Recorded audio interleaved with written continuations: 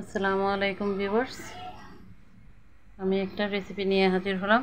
এখানে ট্যাংরা মাছ নুন হলুদ দিয়ে আমি একটু ভেজে রেখেছি, একটা ডিম পোস্ট করেছি, ছেলে এই মাছটা খায় না বলে।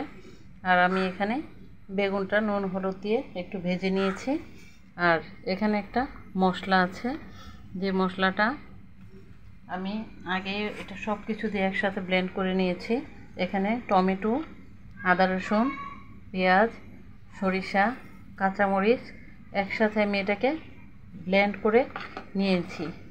এই মশলাটা দিয়ে আপনারা অবশ্যই একবার এইভাবে রান্না করার চেষ্টা করবেন। এই ট্যাংরা মাছের ঝোলটা খেতে খুব দারুণ হয়।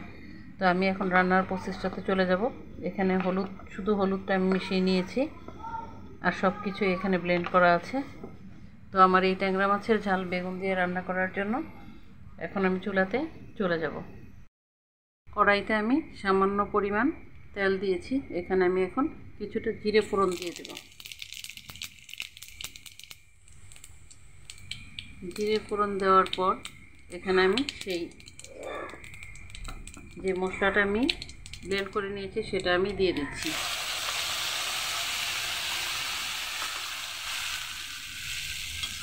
এখানে আর কোনো কিছু দেওয়ার বাকি নাই। এখন এই মশলাটাকে খুব ভালো করে আমি কষিয়ে নেব।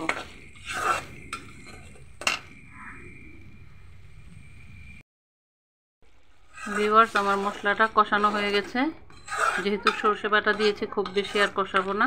এখন এখানে যে বাটিতে আমি মশলাটা রেখেছিলাম সেই বাটি ধোয়া পানিটুকু আমি দিয়ে দেব। এটা আসলে গা মাখা হবে, খুব বেশি ঝোল হবে না। এখন এই ঝোলটা ফুটে উঠলে আমি এখানে মাছ এবং বেগুন দিয়ে দেব। আমার ঝোলটা ফুটে উঠেছে খুব ভালোভাবে। এখন এখানে আমি সেই ভেজে রাখা বেগুনগুলো দিয়ে দিলাম। বেগুনটা দিয়ে একটু হালকা হাতে নাড়াচাড়া করব, খুব বেশি নাড়াচাড়া করব না, যেহেতু বেগুনটা আগেই ভাজা ছিল। এবার আমি এর উপর সেই মাছ এবং ডিমটা দিয়ে দিচ্ছি।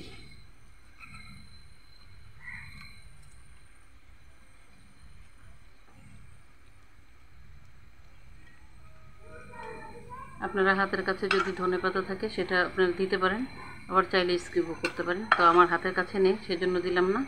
আর এখানে সরিষার তেল থাকলে আর একটু বেটার হতো। নামানোর আগে সরিষার তেল দিয়ে নামাবেন, খেতে খুব ভালো লাগবে। এখন আমি আপনাদের তরকারিটা নামিয়ে দেখাচ্ছি।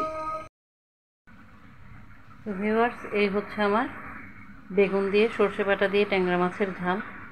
আপনাদের আমার এই রেসিপিটা কেমন লাগলো জানাবেন। ভালো লাগলে ট্রাই করে দেখবেন, সাবস্ক্রাইব করবেন এবং ফলো দিয়ে আমার পাশে থাকবেন।